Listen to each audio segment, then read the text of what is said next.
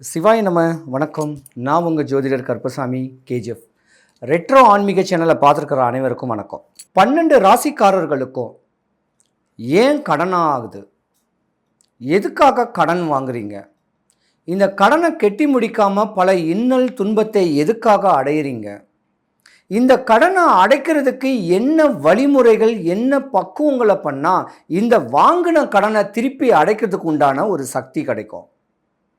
இப்படி இந்த கடன் எதுக்காக வருதுன்னு கேட்கறதுக்கு உண்டான அமைப்பை மட்டும் தெரிஞ்சுட்டு இருந்தா நம்ம அந்த கடத்தை வாங்காமல் அதுக்கு உண்டான வழிமுறைகளோட கடனாளி இல்லாமல், விரலுக்கேற்ற வீக்கம் கடனாளி இல்லாமல் யாருமே இருக்க முடியாது.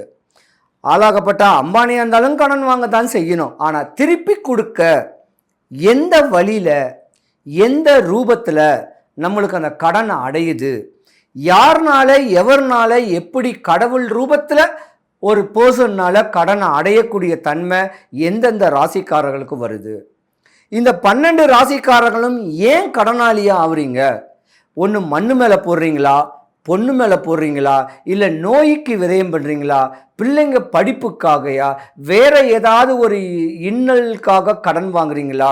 இப்படி கடனாளியாக மாட்டிக்கிட்டு கஷ்டப்படக்கூடிய ராசிக்காரர்களுக்கு எந்த வழிமுறைகளை, எந்த பக்குவம் பண்ணால் இந்த கடன் அடையும் கேட்கறது தான் இன்னைக்கு உண்டான ஒரு டாபிக். தனுசு ராசியில் 3 நட்சத்திர பாதங்கள் இருக்கு. தனுசு ராசி மூல நட்சத்திரம், பூராட நட்சத்திரம், உத்ராட நட்சத்திரம். அப்ப கேது பகவான், சுக்கிர பகவான், சூரிய பகவான் 3மே இந்த ராசியில, தனுசு ராசியில பலமாவே இருக்கு. தனுசு ராசியை பொறுத்த வரைக்கும் யோகங்கள் நிறைஞ்ச ஒரு ராசின்னே சொல்லலாம். ஏன்னா குருவுடைய ராசி. நீங்கள் கீழே விழுந்தாலும் தூக்குறதுக்கு உங்கள் தாய் தகப்பா இருப்பாங்க.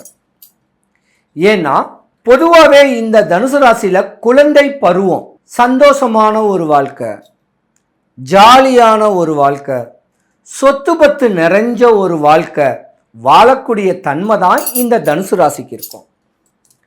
ஒன்று தாய் வழி சொத்து இருக்கும், இல்லை தகப்பன் வழி சொத்து இருக்கும். இப்படியாப்பட்ட சொத்துல, முன்னோர் சொத்துல குளிர்காராங்கன்னு சொல்றாங்கல்ல, அந்த மாதிரியான அமைப்பு உங்களுக்கு தான் நிறையாவே இருக்கும். ஆனால் ஒரு கட்ட காலத்துக்கு மேலே ஒரு 25-30 வயசுக்கு உள்ள ஏசி காத்து கீழே இருக்கிற இடத்துலேருந்தே இப்படி கை காமிச்சு விற்காத பொருளையும் விற்கக்கூடிய ஒரு தன்மை அமையக்கூடிய நேரமும் உங்களுக்கு உண்டு. ஆனால் பெண்கள் தான் ஆடி ஓடி அலைஞ்சு திரிஞ்சு கஷ்டப்பட்டாது படித்து தனக்கு ஒரு கல்யாண காட்சி முடிஞ்சவண்ண குடும்பத்துக்குன்னே அர்ப்பணிக்கக்கூடிய தன்மை உண்டு. ஆண்கள் சுகபோகி, வீணா விரயம் பண்ணுவீங்க. நிறைய விரயம் ஆகுறதே இரும்புல தான் விரயமாகும். அதாவது கார், மனிதனுடைய ஆடம்பரத்துக்காகத்தான் காருன்னு கேட்கறது வாங்கக்கூடிய தன்மை இருக்கு. ஒரு காரை 15 வருஷம் வச்சுருந்தீங்கன்னா செலவில்லை. 5 வருஷம் 3 வருஷம் வச்சு வாங்கி விற்றீங்கன்னா நஷ்டம். அந்த மாதிரியான ஒரு நஷ்டத்தையும் தனுசு ராசிக்காரங்க ஆண்கள் தான் அடைவாங்க. சுகபோகமான வாழ்க்கை, முன்னோருடைய சொத்துல வாழக்கூடிய தன்மை உங்களுக்கு தான் நிறையா இருக்கும். ஆனால் இருந்திருந்தாலும் தனுசு ராசியில் உள்ள பெண்களை கெட்ட மற்ற ராசிக்காரங்க கொடுத்து வச்சிருக்கணும்.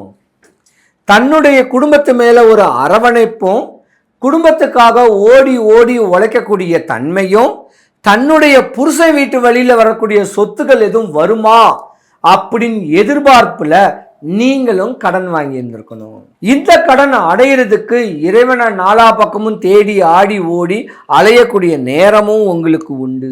இந்த கடனாலேயே கணவன் மனைவிக்குள்ள கருத்து வேறுபாடுகள் வரக்கூடிய தன்மையும் தனுசு ராசியில உண்டு.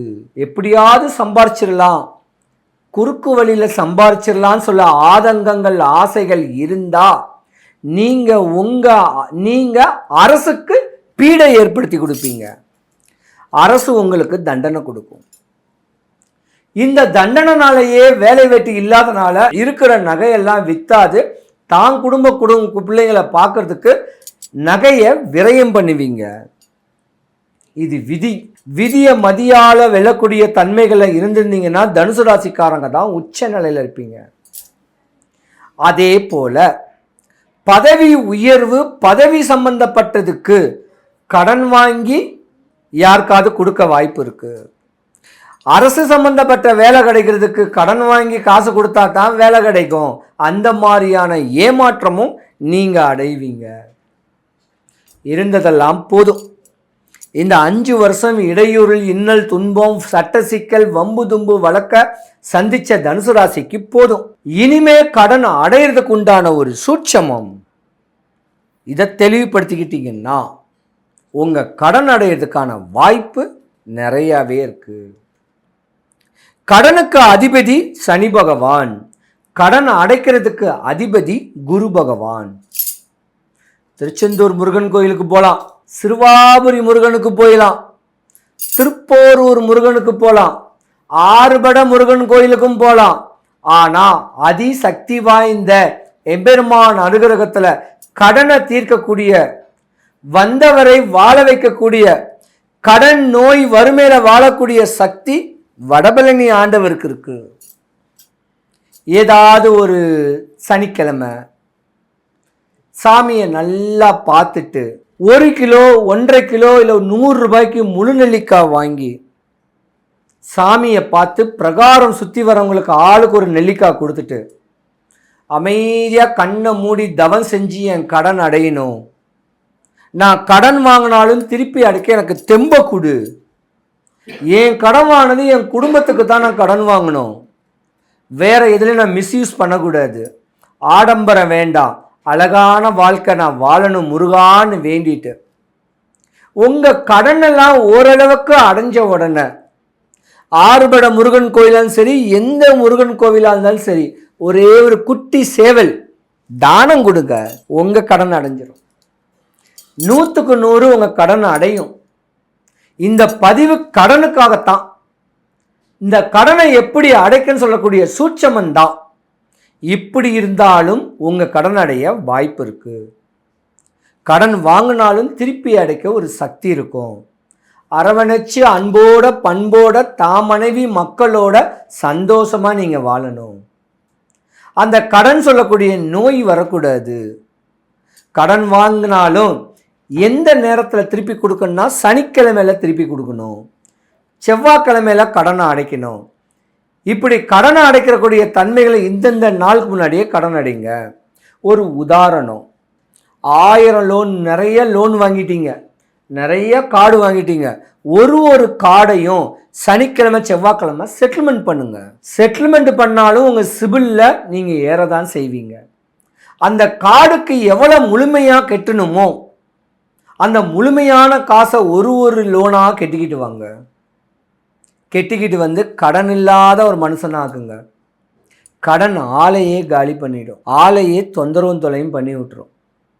ஆடம்பர வாழ்க்கை வேண்டாம், இருக்கிறத வச்சு சிறப்போட வாழ்க்கை வாழுங்க.